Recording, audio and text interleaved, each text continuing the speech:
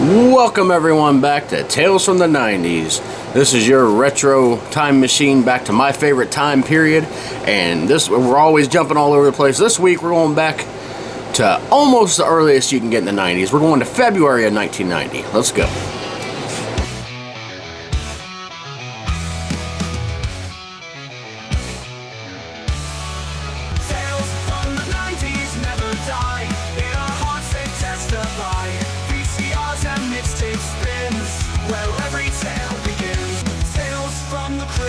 Marathons, wrestling wars, and morning yawns. Play kickball in the street, man, those days can't be beat. Tales from the 90s never die.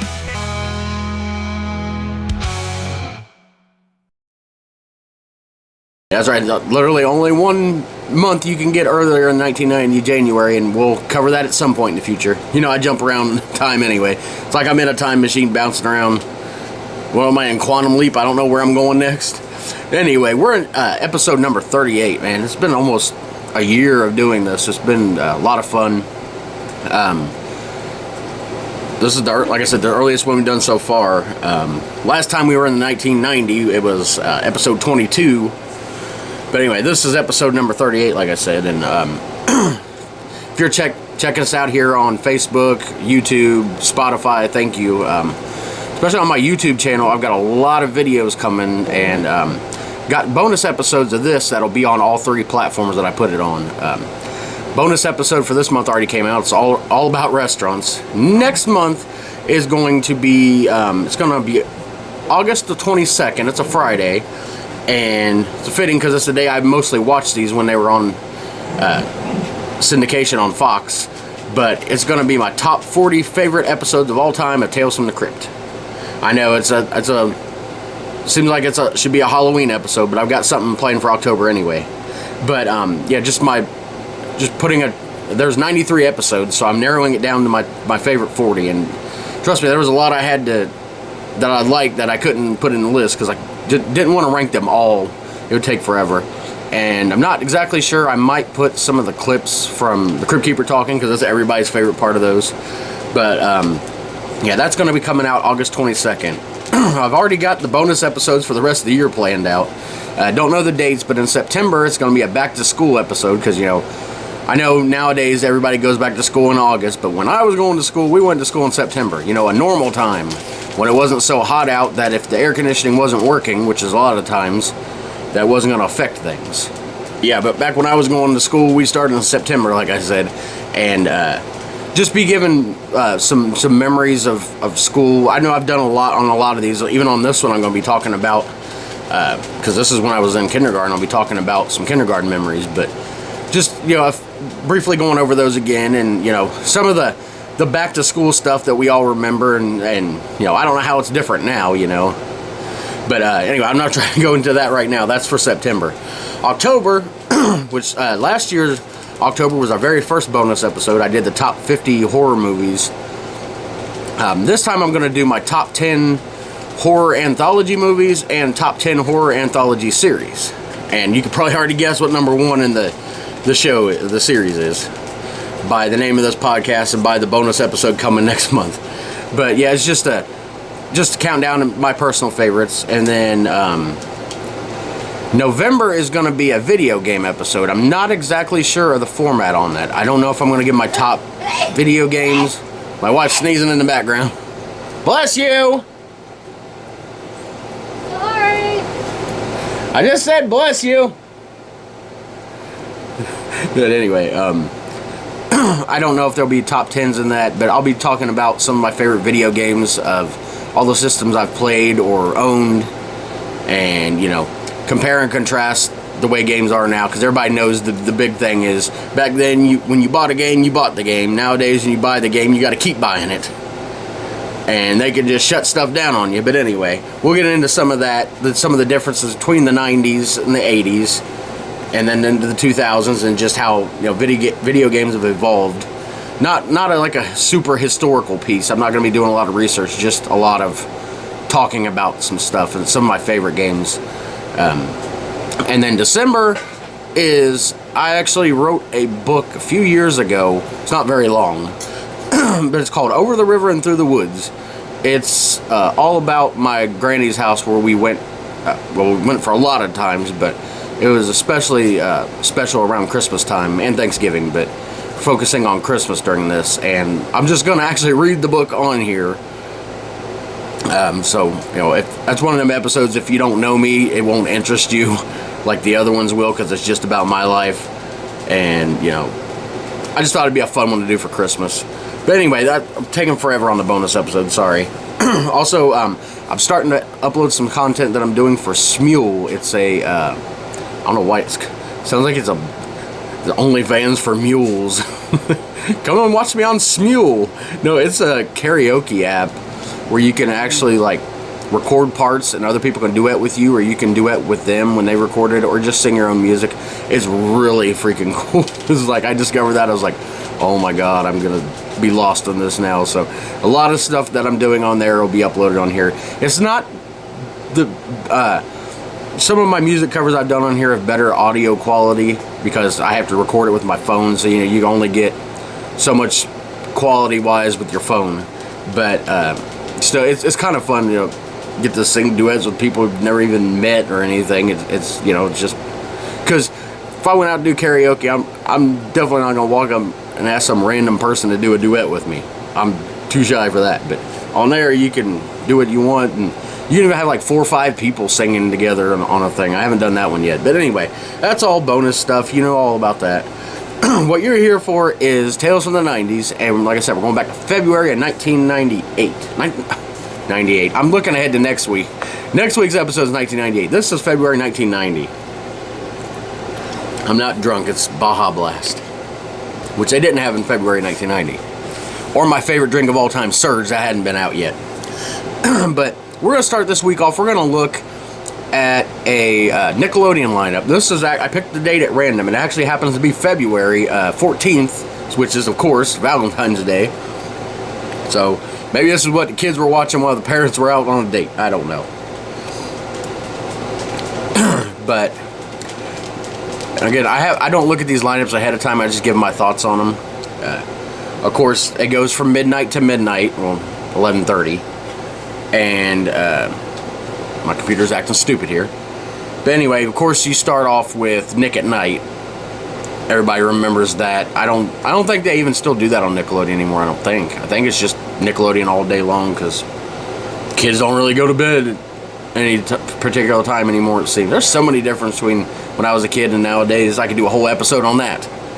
Maybe that's bonus for January. I don't know. Anyway, we start with Mr. Ed, which I love that show, the talking horse. That is so hilarious. Make Room for Daddy. I've never seen that. I've heard of it, but I've never seen it. Then at 1, we've got Bewitched. Then My Three Sons, The Donna Reed Show, Rowan and Martin's Laugh-In. I've never seen that. Car 54, Where Are You? That one either. We got Mr. Ed again. Another Make Room for Daddy. The Ann Southern Show. I've never heard of that. Again, this was early Nickelodeon too. At this time, I was 6 years old. Just turned 6. But, then we've got Lassie, which also was a Nickelodeon show too. They would, you know, show that on the regular Nickelodeon. And then we've got Dennis the Menace, the classic series from the 60s. Then we've got Nickelodeon starting at 6 with The Mysterious Cities of Gold. I've never heard of that. And Spartacus and the Sun Beneath the Sea. I've never heard of that either. Again, I don't know if this was Nick at Night or Nickelodeon, because I've never heard of those shows. But at number 7, I definitely heard of Mr. Wizard's World. I've talked about this before, and that's made my top 50 all-time Nickelodeon shows list. But while everybody in the 90s was watching either Bill Nye the Science Guy or Beakman's World, I was watching Mr. Wizard's World. And apparently, doing experiments with frogs went in my throat. Sorry. But yeah, I know Bill Nye the Science Guy made science cool and everything. But Mr. Wizard's World just, I don't know, it just grabbed my attention, you know. It was made for kids, but it wasn't like crazy like Bill Nye the Science Guy. But it's just like something about Mr. Wizard, just like Mr. Rogers or Bob Ross. There's something calming about them that, like, it draws you in, And even though if you were just looking at the show from outside perspective, you would think it'd be boring, but it was not boring at all. And they had it on in the morning, specifically so that way, kids could watch that before school, kind of get them in the learning mind, because February 14th, it was a Wednesday, so we were definitely in school then. I was in kindergarten, but anyway. Then we got Inspector Gadget. Love that cartoon. Freaking love that. 8 o'clock, my favorite Orange Cat cartoon, Heathcliff. 8:30, Pinwheel. I've never seen that, but I know that was originally what Nickelodeon was called. I think it was based on that show, but like I said, I've never seen it. And then we got Today's Special, which I've heard, I've never seen it. Maya the Bee, I actually seen that the other day. I had a block of Nickelodeon shows and stuff from 1990. I think it was like September or something. So there was stuff just playing in the background, and I would look every once in a while. But Maya the Bee is like really, and it was on during Nick Jr. But it's a really cute show for little kids. They would have definitely loved that. Then we got, for an hour, we got Eureka's Castle, one of my all-time favorites, created by the great R.L. Stine. I just love Eureka's Castle. My favorite character is probably Magellan, but I love the Moat Twins. They're always fighting down in the moat. And then we got Sharon, Lois, and Bram's The Elephant Show. Skinnamarink dinky dink, skinnamarink doo. If you don't know what I'm talking about, screw you. Sorry, had to. But no, that it's just another. I believe it was a Canadian show, and Sharon, Lois, and Bram, they were like children's entertainers, and then there was the giant elephant that walked around. But it was just one of the. It's just you have to watch it to really. It's hard to explain what the show is. You have to watch it to understand it. And today's kids probably wouldn't get it, but if you're from my generation, you love that show. Then we got Fred Penner's Place, sort of in the same vein. I don't remember that one as much, but I know it was sort of like The Elephant Show. And then at noon, we got The World of David the Gnome, and I just seen that on that block the other day. Can't say enough good things about The World of David the Gnome. It was originally a Spanish cartoon that they dubbed in English. I know. Tom Bosley, of course, he was the father on 90's. He did the voice of David the Gnome. On this particular one, their niece visited. I don't remember if they had kids or not, but I know their niece visited on this one. And of course, the fox, Swift, and the gnome, giving the gnome kisses. That just so many great memories of David the Gnome. Then we got The Adventures of the Little Koala, which I'd never seen until that block I was talking about earlier. It was a really cute show. Again, another Nick Jr. show. Same with the Noozles. That was on there too. That was on that block too. That was pretty cool. And then we got Pinwheel again, Today's Special. And then see, we got Lassie again, but this time during, or was that Lassie earlier, or was that Flipper? Yeah, it was Lassie. See, Lassie is one of those ones that they show Nick at Night and during Nickelodeon, because, what kid doesn't want like a show about a dog that saves the day? Doesn't matter what time period you're in. They could show that today, and I think kids would be hooked. Then we got Count Duckula, of course, another Looney Tune character thing. Then we've got Super Sloppy Double Dare, which is basically Double Dare, but they added sloppiness to it. My favorite version of Double Dare is Family Double Dare. But Super Sloppy Double Dare is the one I believe that started with, I think they had families on there. Sometimes they had families, sometimes they had groups of kids. But love Double Dare. And then we got Heathcliff again. Then we got the Patty Duke Show during Nickelodeon. That was weird. I don't know why they just decided to have that in the middle of the day, but anyway. Then we got 5. You can't do that on television. That is one of those, the original All That. If you remember All That from the mid to late 90s on Nickelodeon. The skit show in the vein of Saturday Night Live type thing, but with kids, and it's where Nickelodeon Slime originally came from. It was another Canadian show. Then we got one called Don't Just Sit There.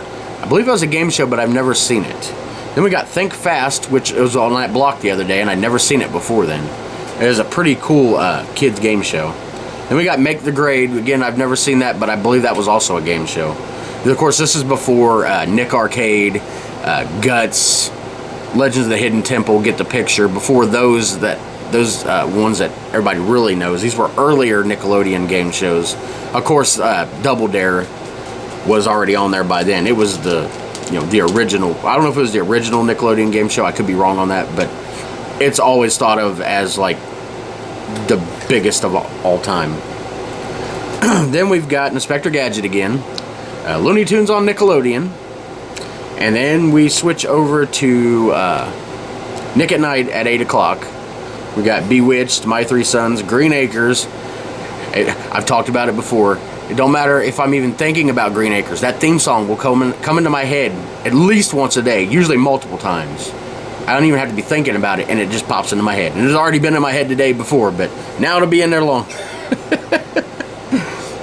The Donna Reed Show, The Best of Saturday Night Live, Richard Pryor. Wow, that's Richard Pryor and Nickelodeon. Two things you don't see together. Just like when George Carlin joined Shining Time Station as Mr. Conductor. It's like, okay, why is George Carlin around kids? Is he going to say the 7 dirty words? I'm pretty sure Richard, since it was Saturday Night Live, it was clean. I'm pretty sure, because Richard Pryor is one of those comedians like Eddie Murphy.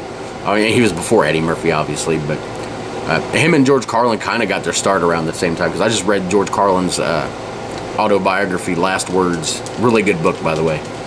But anyway, yeah, if you know any of Richard Pryor's material, you would know it's like he's on even Nick at Night. But like I said, it's the best of Saturday Night Live, so I guarantee it was clean. We got Rowan and Martin's Laugh In again, and then Car 54, Where Are You, to end the day. So that was the Nickelodeon lineup for that day. So really surprised the Donna Reed Show was on at like 4:30 in the afternoon. Just seems like a weird show to have on regular Nickelodeon. Like maybe they meant to have something else and the tape wasn't working, so they switched to that. I don't know. But talk a little bit about TGIF. I always try to give the lineup on here as long as it's during the season, which of course is September to May. Outside of those months from like June to August is always reruns, so I don't even bother giving the thing because you can't ever get accurate what was on the lineup. But anyway, this time the big show on TGIF was Full House. They were in season 3. They'd eventually get so big they get moved out of TGIF and moved to a bigger day in the week. I can't remember which one it was. But the second show, which would eventually become the show on TGIF, was Family Matters. They were in their first season. Of course, Urkel had just been on there a few episodes prior to February starting, and I don't think that show would have been as big without Urkel. I mean, it would have been good, but I don't think it would have lasted as long and had as wide of appeal as, they introduced that character, and that was gold. The third show is Perfect Strangers. They were in their 5th season. One of those shows I'd never watched, but Family Matters spun off of that. And speaking of that, the final show on here, which I've never heard of, is called Just the 10 of Us. They were in their 3rd and final season, and it was a spin-off of Growing Pains, and I never watched Growing Pains either. There's a lot of stuff from the 80s and 90s I've never watched. Like, I've never even seen E.T., but yet I do a podcast about the 90s, and I was born in 83. Don't shoot me. I'm going to watch it someday. But let's move into some music now. My favorite music is country. You can't beat 90s country, and we're going to get into really the class of 89, as they called it, that really got hot around this time in early 1990. But first we're going to talk about the Billboard Hot 100, which was the popular charts, which I never listened to the music, but number 1 for 1 week, plus it was number 1 for a couple weeks back in January, giving it 3 weeks total, was How Am I Supposed to Live Without You by Michael Bolton, which of course I love that song now, but never even heard of it then. I've told the story before about working out in the living room with my mom during the summers when she was like on a workout kick, and I would do it with her, and we would shoot. One of her tapes she put on was Michael Bolton's Time, Love, and Tenderness. I'd never even heard of Michael Bolton until then. Well, I've heard of him, but never listened to his music, and it was thanks to that I'm a huge fan now. But then we got Opposites Attract by Paula Abdul and The Wild Pair, which I've never heard of The Wild Pair or the song. It was number 1 for 3 weeks. Like I said, wasn't listening to that music then, and a lot of these songs I've discovered that were like huge hits, I still hadn't heard of. But my favorite music, like I said, country music, I was listening to the American Country Countdown. Maybe not as much at this time as I would in the later the mid to later 90s. Like, I would listen to that countdown every Sunday from 9 to noon. But I would probably catch it every once in a while then. But number one for 1 week and 2 weeks back in January, giving it 3 weeks, was Nobody's Home by Clint Black off of his very first album, Killin' Time. That massive freaking album. 4 number ones off of there. He's one of those guys that are known in the class of 89 because their albums came out in 89, or their first songs came out in 89, as you'll see what I'm talking about with that. His came out in 1989. Him and Garth Brooks were kind of the leaders at the beginning, like their albums came out in 89. Then we've got Southern Star by Alabama. It was number one. Great song. Of course, Alabama had its biggest success in the 80s, but they still carried on the early 90s, early into the mid 90s, were still cranking out the number ones. And then Eddie Rabbitt had On Second Thought, was number one for a couple weeks. I think that was maybe his last big hit. And the albums that were released this month, there was 2 of them. They were from that class of 89, and they're called that because the first single that they released was actually in 89, but the albums actually came out in February 1990. The first one is Alan Jackson, Here in the Real World. Massive debut album, 2 times platinum. Let's see. A single was released from this. His first single was Blue Blooded Woman. It didn't go to number one. It wasn't a huge hit for him at first, but that second album he released, Here in the Real World, that came out with a video with it as well. That was a massive song and really put him on the map. That was his first big hit. And then we've got Wanted, Chasing That Neon Rainbow, which is an autobiographical, that's not a word, autobiographical, if I can speak, song for him about how his dad won a radio and put on country music for him, and Alan fell in love with it, and this is the result. And then I Love You All Over Again was his very first number one. And then a couple of songs from the album that I love that weren't released as singles. One is Dog River Blues and Short Sweet Ride. And then his song Home that he released on this one was actually released, if you remember B-sides to singles from then, they would release either a record or a CD, whatever was coming, they were releasing the radio. I don't know if they were still sending records to the radio to play or if they were all CDs by then. But anyway, you had your main song you're putting out, and there was always a B-side to it. I'm not exactly sure the reason why. I have to look that up. I think I knew it one time, but I forgot. But anyway, it was sent out as a B-side multiple times, and I guess because the song was even more autobiographical to him than Chasing That Neon Rainbow was. It was all about how his dad made built their house, and just all about his family. But anyway, he loved the song so much he put it on his greatest hits album, even though it wasn't released as a single. And then finally it got released as a single and went to number one. So obviously there was something there. It's just getting radio to finally play it. But the other album that came out was Travis Tritt's Country Club, his debut album, also a 2 times platinum. Of course, platinum is 1 million copies sold, so each of those albums sold 2 million copies. The title track, Country Club, was released, like I said, in 1989, late 89, and it was a massive song. We got Help Me Hold On, I'm Gonna Be Somebody, Put Some Drive in Your Country, and Country Club. All huge hits. Help Me Hold On was a number one. Did I say? I can't remember if I said Drift Off the Dream. That was the last one that came out from that. All of the songs, like I said, Help Me Hold On was number one. All the songs were top 10 except Put Some Drive in Your Country. It was just outside the top 10. But the album went to number 3 on the charts. And like I said, Alan and Travis Tritt, along with Garth Brooks and Garth Brooks and Clint Black, made up that class of 89 that just dominated country music and really got it to points that it had never been before, where it was crossing over and it was everywhere. They even had country music at the halftime show at the Super Bowl, which they'd never do today, unless it's that crap they're calling country. I'll try not to get into that. But Now we're gonna talk a little bit. This one's a little personal. At this time, I was living in Kentucky. I don't know exactly where. I'd probably have to ask my mom to figure out where. But we're living with my brother Josh's dad. Dad too, but Travis wasn't born then. My brother Josh, how old was he at this time? He was still 1 and 8 months or something like that. But we were living somewhere in Kentucky.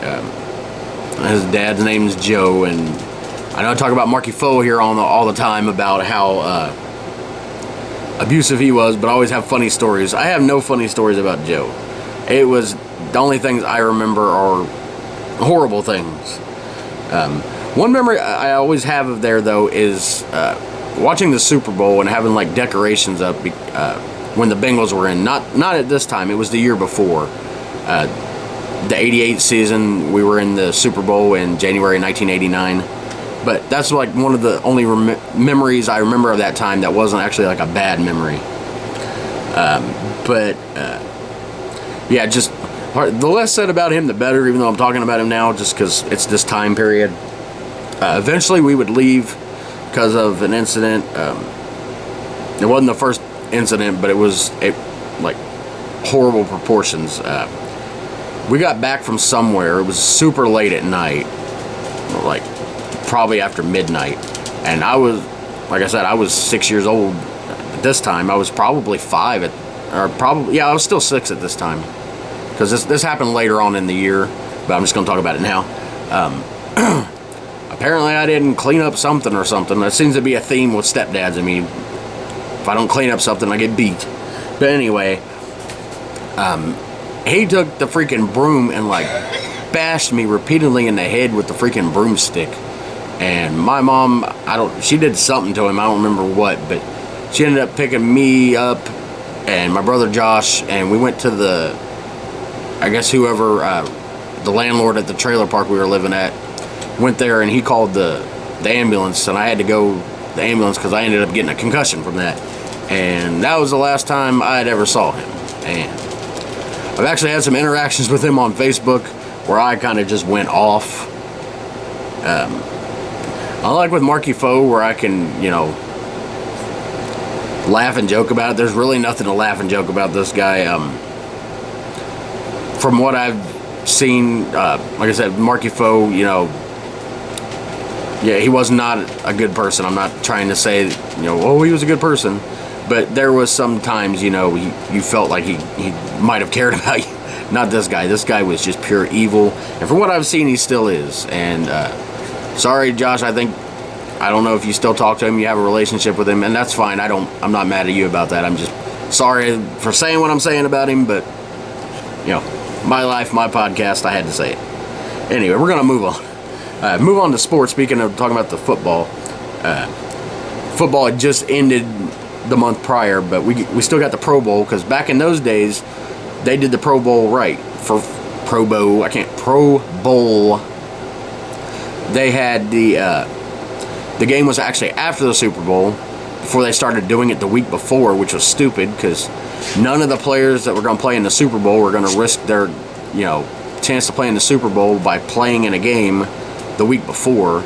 And then a lot of people just stopped trying because they didn't want to get injured. And I kind of get that, it's a different time period now. I actually don't mind the way they do the Pro Bowl now with the different games and stuff. It's fun. And it's kind of leading up to the Super Bowl. But back then, the Pro Bowl was always the week after, so everybody could play that was meant to be in it. And it was held. They always held in Hawaii at the Aloha Bowl, and the NFC won 27-21. And definitely a few Bengals were on the team, because this was still just a year after the Bengals went to the Super Bowl and lost to the 49ers for the second time. And believe it or not, it wouldn't be the last time we'd lose to a team from California. We lost to the Rams like 3 years ago. I swear if we get back to the Super Bowl, it better not be another freaking California team. Anyway, Boomer Esiason, our quarterback, was actually the starting quarterback. John Elway was his backup. Of course, this was before John Elway's biggest part of his career, but he was still, big enough to be on the Pro Bowl team. Rodney Holman, our tight end, made the team. Anthony Munoz, offensive tackle, a Hall of Famer there. He, just like Boomer Esiason. David Fulcher was our strong safety. And then over on the NFC side, you had Joe Montana, Barry Sanders, and Jerry Rice on that team. No wonder they won. I mean, the NFC, I have to go back and look at the stats to be sure, but I'm pretty sure the NFC dominated the 90s, like as far as like the Super Bowl, because you had the Cowboys and the 49ers and the Lions with Barry Sanders. I mean, and then you get Brett Favre and the Packers, you know, later in the 90s, you know, the mid to later 90s. It's like those NFC teams, the AFC couldn't hardly ever compete. But NASCAR was starting up then, because NASCAR's like got a super long season from February to November. I think they've got the longest of all the sports. But Derek Cope won the Daytona 500, which of course is the biggest race of the year and also the first. And then Mark Martin, the Valvoline car, won the Pontiac Excitement 400 at Richmond. And of course, this is a long season, but at the end of it, Dale Earnhardt would win his 4th of 7 NASCAR championships. Now I want to move on to one that a segment here that I've started a few weeks ago. Really fun to research. It's Kids Meals Toys, of course known as Happy Meal toys, but I don't just stick with the McDonald's, as you'll see. There's 2 this week that I could find, because I gotta do research on these to find out when these toys came out, so it's a little hard. So I've got McDonald's toys for you this week and Wendy's toys. The McDonald's ones I remember well. It was a set of 4 Berenstain Bears books, and of course they had the McDonald's logo at the bottom, but I had all 4 of these books. See if you guys remember these. Life with Papa, Berenstain Bears and the Attic Treasure, Berenstain Bears and the Eager Beavers, and Berenstain Bears and the Substitute Teacher. Man, I remember all of those books, and I don't know for sure whether they were McDonald's exclusives or if that's just the ones that McDonald's came out with and they also came out. Because, like I said, I know I've had all 4 of those books. Don't remember if they all came from Happy Meals or not. They may have not. I don't know. If you guys know, let me know. But Wendy's, their toy was Alien Mix-Up. So they were just like crazy-looking alien plastic figures, just like crazy aliens. But it's amazing that you can find all this stuff on eBay. Like, you can actually buy this stuff, and it's not like super expensive either. Like, if you wanted to build a collection and get every toy of the 90s or part, even just one of each of the toys, you really could, and you wouldn't cost you an arm and a leg. It would, it's really cool. But like I said, around this time I was starting kindergarten, which is of course always an experience. I didn't go to preschool. A lot of kids went, a lot of kids didn't. Preschool wasn't, it's a lot bigger these days than it was. Each generation preschool becomes more important because kindergarten is so much more advanced nowadays. Back when I was in kindergarten, there wasn't that much. It was basically a fancy daycare, but I mean, you did learn stuff. And funny, the one memory I always remember about kindergarten, I don't know why, is playing with beans. Okay, there's like these like dry white beans, and I don't know what the point of it was. I think it was a measuring thing, because you had a little scale, and just trying to teach you different math skills without going into it. But for some reason, I just remember playing with the beans so much. But and I'm the only one in the history, I don't care what my wife says, I was the only one ever voted Child of the Day, wasn't I? Huh? She can't hear me. What? I want you to tell these people on my video the truth.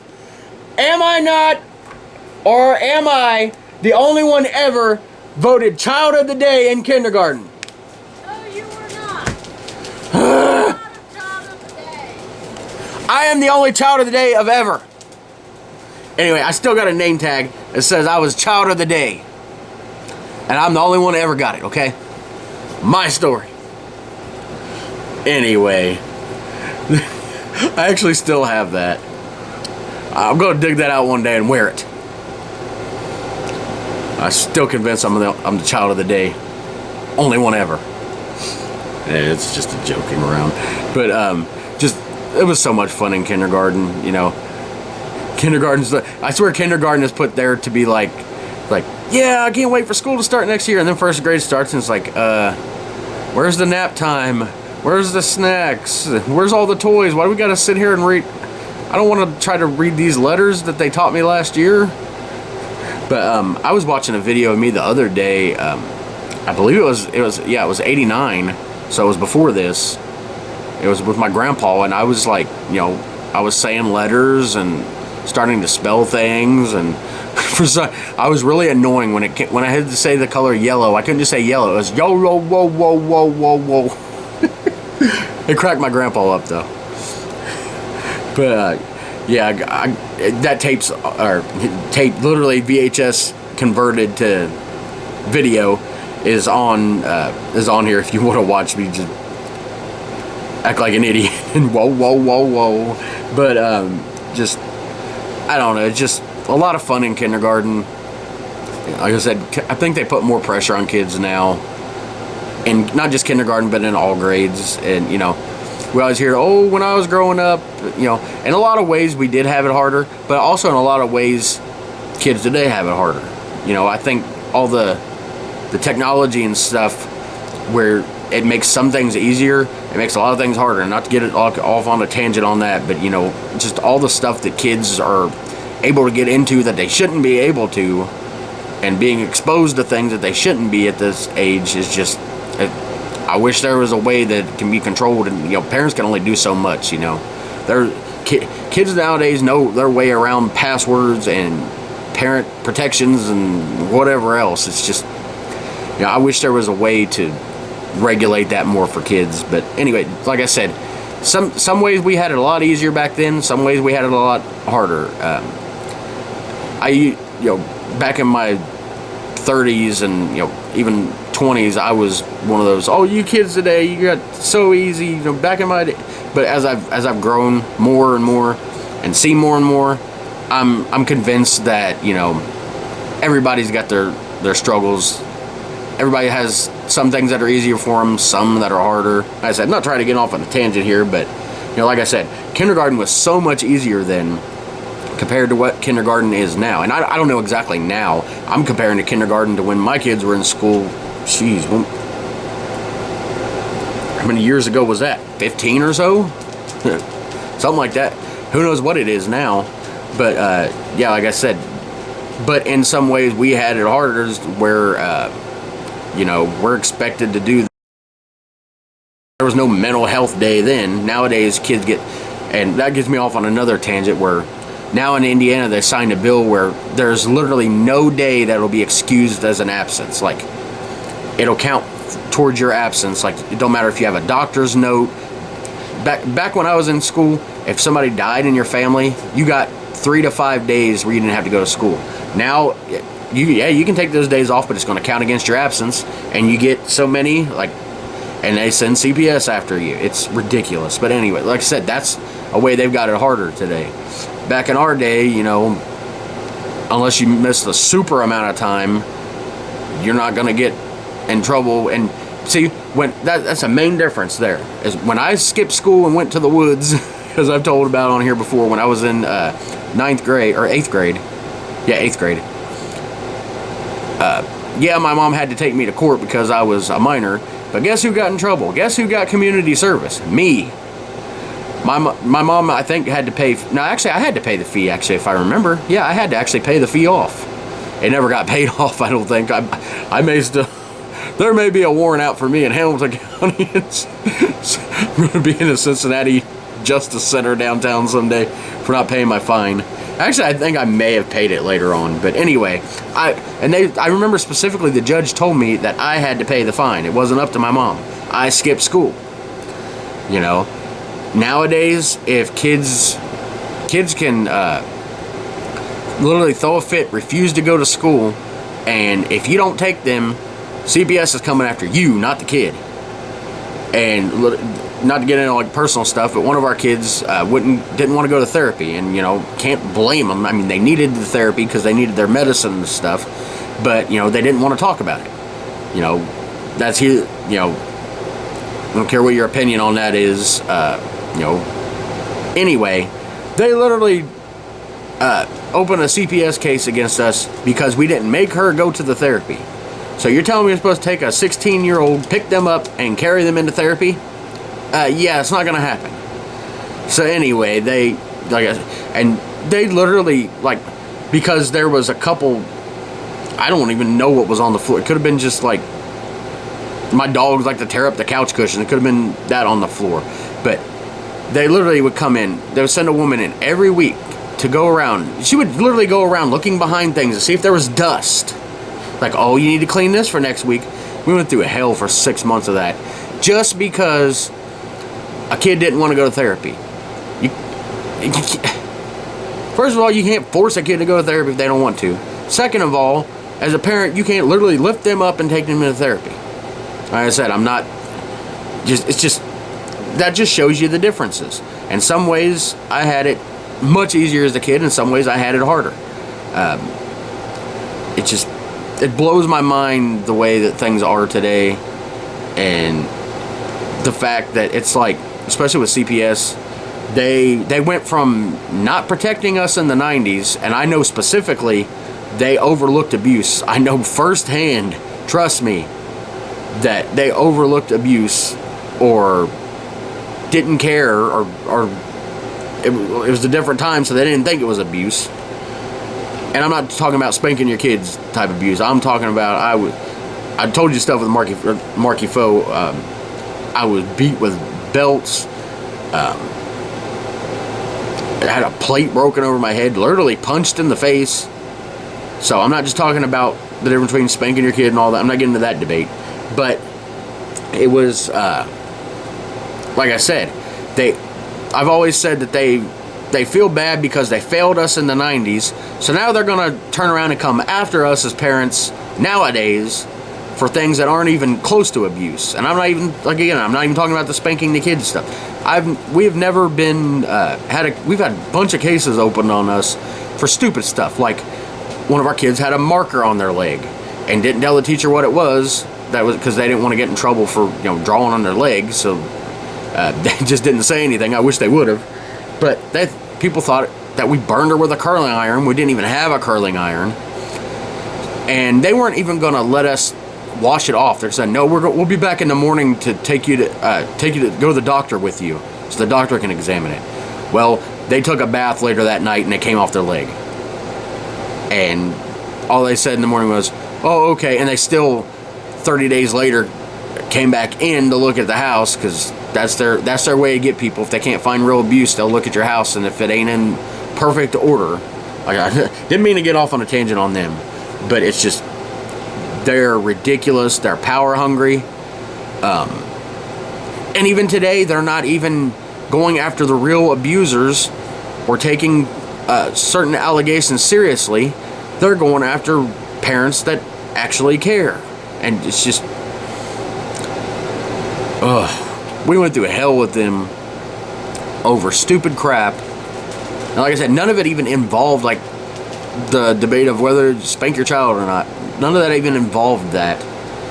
It was just, like I said, if not literally lifting your, I guarantee if we would have lifted our kid up and took them into therapy, they would have got a mark on them from us picking them up, and then we would have got a charge for that.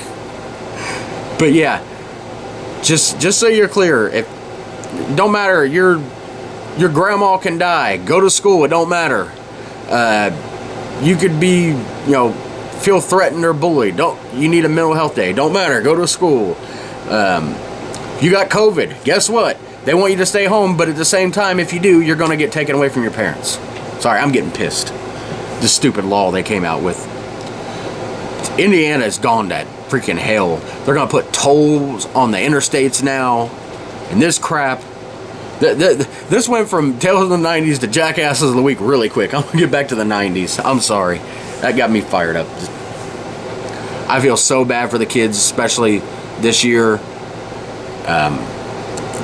It's like they're going to be forced to keep whatever they're going through to themselves, and forced to go to school even if they don't feel safe there, because if not, their parents could get in trouble and they could get taken from their parents. It's a damn crime. It's sorry. back to the 90s before I... This is why I do this podcast, so I can go back to the happy place. This one's gone to dark place, I'm sorry. We're going to talk about some wrestling right now. The NWA had their NWA World Championship Wrestling. It was all kind of the same at the same point, or at that time period. The NWA eventually just became known as Jim Crockett Promotions, or when they got bought by Turner, WCW, because that was where all their titles were mostly held, because the territory system had pretty much been, flushed out by Vince and the WWF, which a lot of people seem to hate it for that. I don't mind it. It's, if they were any good, they could have competed. Vince, he won basically. I'm not, everybody's like, oh, feel sorry for because this territory had to shut down or they sold out to Vince. In the end, it's all business. You know what I mean? If the territories would have done the same thing to Vince, so be it. But anyway, back to the Clash of Champions here. It was the 10th Clash of Champions. It was Texas Shootout from Corpus Christi, Texas. The main event was actually a 6-man tag team steel cage match with the Four Horsemen, which were actually the good guys when the night started. But the team of Ric Flair, Ole, and Arn Anderson defeated the J-Tex Corporation, which was run by Gary Hart, Dragon Master, Buzz Sawyer, and the Great Muta. Said Ole wasn't part of the Four Horsemen anymore. Sting was actually a member. This is actually the Horsemen. The Horsemen had turned good. It was, and had that legendary feud between Terry Funk and Ric Flair back in '89. So Ric Flair was actually being a good guy. But and he was at this time the NWA World Champion, and Sting had asked for a title shot, which made Ric Flair and Arn Anderson mad. So they brought Ole back in and attacked Sting. Well, during this main event, Sting actually tried to interfere to go after the Four Horsemen, which has turned into a really weird main event because both teams were bad guys now. So, but anyway, Sting tried to climb the cage to interfere and actually blew out his knee, which would directly affect the main event of the pay-per-view to come this month, which was WCW Wrestle War Wild Thing from Greensboro, North Carolina. It was the second ever Wrestle War. The main event, which was supposed to be Ric Flair against Sting, and I believe from reading Rick's book that Sting was supposed to win the title there, Rick ended up defeating Lex Luger by a countout. So definitely messed with that, but yeah, it kind of sucks but it didn't hurt Sting's career at all. Some other title changes to happen this month. Brian Pillman and the Z-Man won a tournament to win the revived NWA United States Tag Team titles. They defeated the Fabulous Freebirds in a tournament on Worldwide Wrestling. The titles were actually vacated the year before. The champions were Rick Steiner and Eddie Gilbert, but they'd split up because Rick Steiner started the team with his brother Scott, who had just joined the company. So they brought those titles back. And then, speaking of titles back, this title went away on February 21st. The WWF Women's title was vacated. The champion was Rockin' Robin, but she'd left the WWF. So, and they obviously weren't focusing on women's wrestling at the time. But it would be almost 4 years till the women's title came back, and that was December 1993. And then Alundra Blaze would win that, and of course that title would literally go in the garbage, deactivating that for a while. So and I mean they just had the WWE Evolution pay-per-view, or PLE as they call it now, the second one of those. It just shows you how far women's wrestling has come since the days of they didn't even have enough women to keep divisions open, let alone talented women like they have now. But we're almost done here. Sorry I brought the podcast down before with all that. But we're talking about video games. Like I said, November is going to be my video game bonus episode. But at this time, they were still keeping track of the top grossing arcade games, because arcades were still a huge business then. Of course, NES had came out, and then the Sega Genesis and Super Nintendo was to come out later this year, I believe. So, but still, arcades were still a pretty big business, and they kept track of the games that earned the most money. By far, the one that earned the most money, 11 out of 12 months of the year was Teenage Mutant Ninja Turtles, the very first one. Of course, that game would be ported to NES and all the trouble with that game. But it was still big at this time. I think it had already been ported over. But it was still a huge, like the biggest arcade game they had. But it was during this month that one of the biggest games of all time was released, Super Mario Bros. 3. The final of the main Mario games for original Nintendo NES. It eventually 17 million copies, one of the biggest standalone video games sellers ever. Of course, this is the one where you got the raccoon tail. My favorite Mario game of all time is always the second one. I know it's the odd one out and the one that wasn't supposed to be Mario. It was based on Doki Doki Panic, the Japanese game. But I liked all the different abilities and just the weirdness. I don't know, something about that game I loved. But Super Mario Bros. 3 was awesome. Huge improvement. Okay, again, it was back to the, creating a Mario game from scratch. But it was a huge improvement over the first one and the Lost Levels, which was the second one in Japan. It's called the Lost Levels here. It was deemed too hard for Americans. And I played the game, and it is difficult. But the third one started, the whole map thing, which of course Super Mario World would come out later on for Super Nintendo and, really perfect that. But, it was the first game with a map where you could choose different areas to go. In the first Super Mario, you just kind of just went along. But yeah, one of the biggest games of all time. And a couple things to talk about in TV. One, they had the series finale of Mama's Family after 6 seasons. I remember watching that with my mom. Vicki Lawrence, of course, played Mama, which I couldn't believe that she looked so old. Like, she played the character so well that I literally thought she was that old. That I'd seen her in, can't remember what the show was. It was a funny show with old people on it at a nursing home. And she was in it, and she looked younger than she did on Mama's Family. And it's not that she had, like, plastic surgery. It's just, I didn't realize that she was young then, playing an old person, because she played her so well. I literally thought the actress who played Mama's Family was that old. But Supermarket Sweep would return in February of 1990. It was originally a show from the 60s, and I've never seen that version. But the version I've seen, besides the crappy one that came out with a couple years ago, which the host's annoying as hell. But this one, the one that's the most popular of all time for the 90s, was on the Lifetime Network.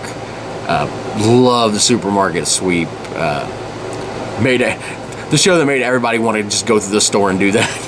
Till you realize you didn't have the money. But as kids, you didn't care about it. It was like, I want to do Supermarket Sweep. If only Mom would have let me. I would have put the stuff back afterwards. I know we couldn't buy it all. But anyway, like I said, one great show ended while another one made a return and became bigger than ever. And let me see. I think we kept it under an hour this week, despite my rambling. And again, I apologize for going off the script if I have one. I just have notes I go off of here. But I just thinking about that new law and just the way CPS failed kids from my generation and generations prior, and almost overcorrected.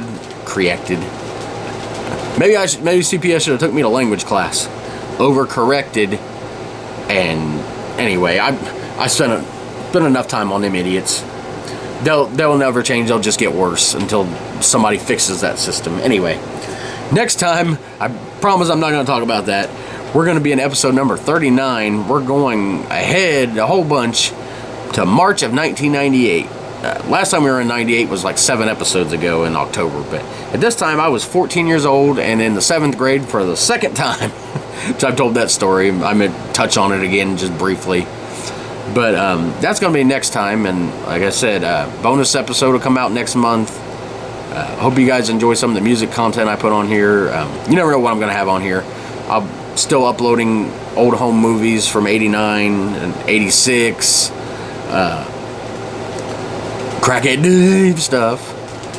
I've got watch, reactions and watch-alongs, and video game play-alongs, whatever words I come up to describe these videos, just all kinds of crap. Anyway, if you're listening here on Spotify, check us out if you want to watch some of the videos. There's actually a video version of this podcast on YouTube and Facebook. And like I said, if you just want to listen to the podcast, there's the audio version on Spotify.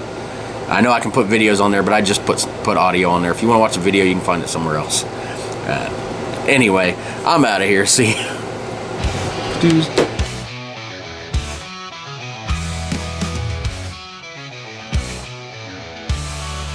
Tales from the 90s never die. In our hearts they testify. VCRs and mixtape spins. Wherever